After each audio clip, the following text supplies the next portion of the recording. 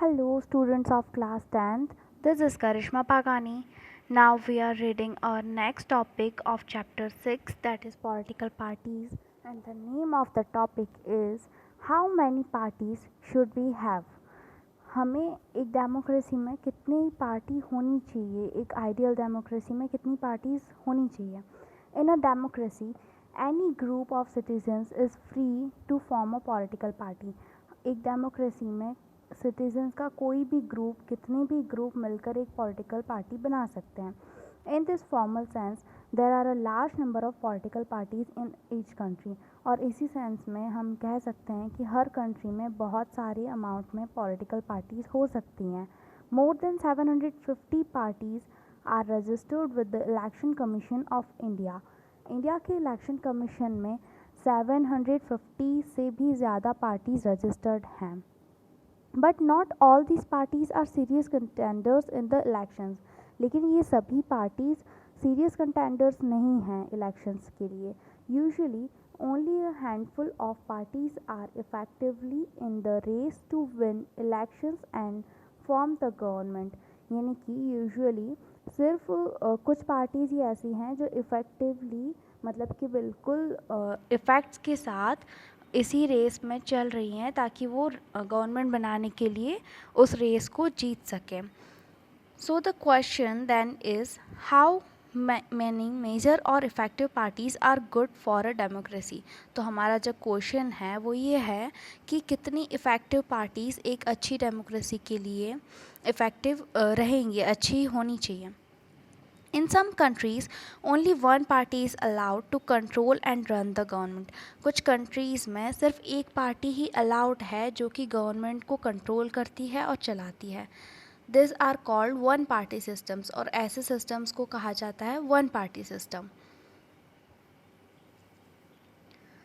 In class 9th, we noted that in China only the communist party is allowed to rule. और class 9th में हमने देखा था, हमने नोट किया था कि चाइना में सिर्फ कम्युनिस्ट पार्टी को ही रूल करने के लिए अलाउ किया गया है.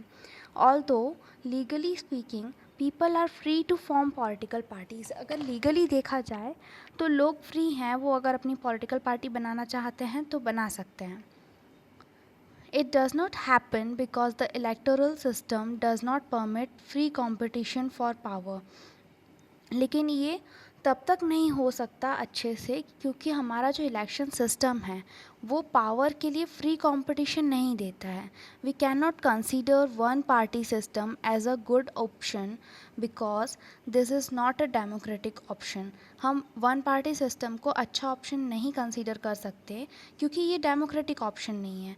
डेमोक्रेसी मतलब क्या? Any democratic system must allow at least two parties to compete in elections and provide a fair chance for the competing parties to come to power. मतलब कि एक अच्छा डेमोक्रेटिक सिस्टम जो है वो दो पार्टीज़ को एटलीस्ट अलाउ करेगा, मतलब कम से कम दो पार्टीज़ को तो अलाउ करेगा ही ताकि वो इलेक्शन में लड़ें और दोनों को एक फेयर चांस मिले कि वो लड़कर कॉम्पीट कर सकें पावर लेने के लिए.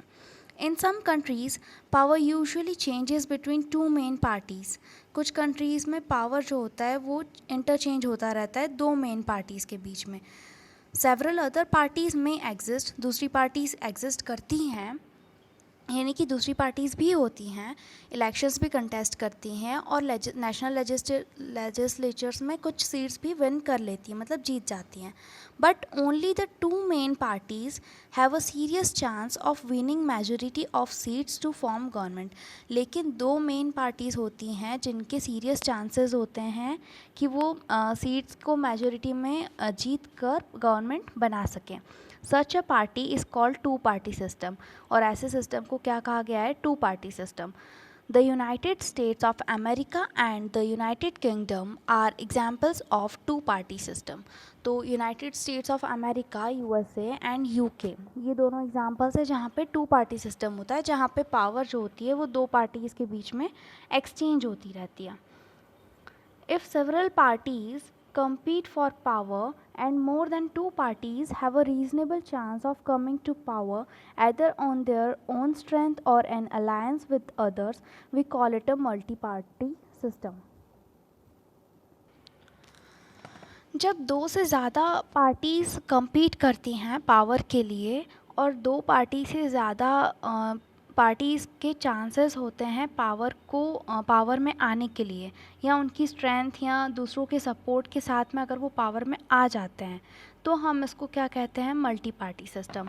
दस in India we have a multi party system. इस तरीके से इंडिया में हमारी डेमोक्रेसी में मल्टी पार्टी सिस्टम है।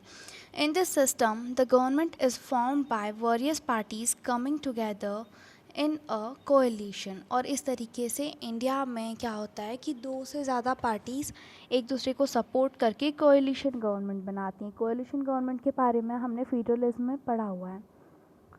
When several parties in a multi-party system join hands for the purpose of contesting elections, जब दो से ज़्यादा पार्टीज़ एक मल्टी पार्टी सिस्टम में एक साथ हाथ मिला लेती हैं और उनका पर्पस क्या होता है साथ में आने का, कि वो इलेक्शन कंटेस्ट करें और पावर को जीत लें, it is called an alliance और अ फ्रंट। और इसको हम क्या बोलते हैं, अलायंस बोलते हैं। अलायंस मतलब होता है एक तरीके का support. For example, in India, there were three such major alliances in 2004 parliamentary elections।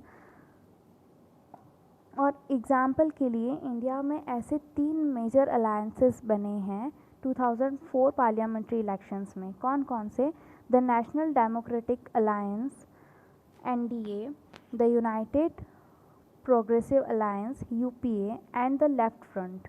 Okay, तो ये तीन मेजर अलायंस हैं इंडिया में जो कि 2004 में बने थे। The multi party system often appears very messy and leads to political instability. अभी हम लोग इसका नेगेटिव पॉइंट पढ़ रहे हैं कि मल्टी पार्टी सिस्टम कभी कभी बहुत मैसी हो जाता है और उसकी वजह से पॉलिटिकल इंस्टेबिलिटीज़ होने लगती हैं। At the same time this system allows a variety of interest and opinions to enjoy political representation. और सेम टाइम पे ये मल्टी पार्टी सिस्टम जो होता है इसमें हमें बहुत सारे वैरायटी ऑफ इंटरेस्ट और ओपिनियंस देखने के लिए मिलते हैं ताकि हम अपनी पॉलिटिक्स को, अपनी पॉलिटिकल पार्टी को रिप्रेजेंट कर सकें। So, which of this is better? Perhaps the best answer to this very common question is that this is not a very good question. So, इनमें से कौन सा बेटर है, शायद हम ये देखना भूल गए कि ये कुछ इतना इम्पॉर्टेंट क्वेश्चन भी नहीं है। Party system is not something any country can choose. कोई कंट्री पार्टी सिस्टम को चूज़ करे वो कोई इतनी इम्पॉर्टेंट चीज़ नहीं है। It evolves over a long time. Party system evolve होता है, जैसे जैसे ज़रूरत होती है वैसे वैसे जो कंट्रीज़ हैं वो वन पार्टी सिस्टम से टू पार्टी और टू पार्टी से मल्टी पार्टी सिस्टम बन जाती हैं, depending on the nature of society, वहाँ की सोसाइटी का नेचर, वहाँ के सोशल और रीजनल डिविजन्स, और वहाँ की पॉलिटिक्स और सिस्टम ऑफ इलेक्शंस की जो हिस्ट्री होती है। तो इन सब चीज़ों पे डिपेंड होता है वहाँ का party system. This can not be changed very quickly. ये सब इतनी आसानी से नहीं चेंज हो सकता। Each country develops a party system that is conditioned bye it's specific circumstances. Her country का अपना एक पर्टिकुलर पार्टी सिस्टम डेवलप्ड होता है जो वहाँ की सिचुएशंस के अकॉर्डिंग परफेक्ट होता है। For example, if India has evolved a multi party system, अगर इंडिया में मल्टी पार्टी सिस्टम है, it is because the social and geographical diversity in such a large country is not easily absorb by 2 और even 3 parties. तो India के लिए multi party system इसलिए अच्छा है क्योंकि यहाँ पे सोशल और जोग्राफिकल डाइवर्सिटी जो भिन्नता है उसको सिर्फ 2 या 3 पार्टीज़ मिलके कम्प्लीटली फुलफ़िल नहीं कर सकती उनकी रिक्वायरमेंट्स को। दैट इज़ वाई यहाँ पर मल्टी पार्टी सिस्टम की रिक्वायरमेंट है।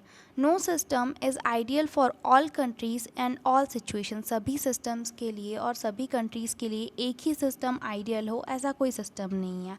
कंट्रीज़ के नेचर के अकॉर्डिंग हम लोग क्या करते हैं कि पार्टी सिस्टम को डेवलप करते हैं अपनी डेमोक्रेसी में। So this was all about which party is better. This is the answer for this. And read this question, students. After that, the next topic is popular participation in political parties. We'll read from the next topic from next video. Tab tak keep studying.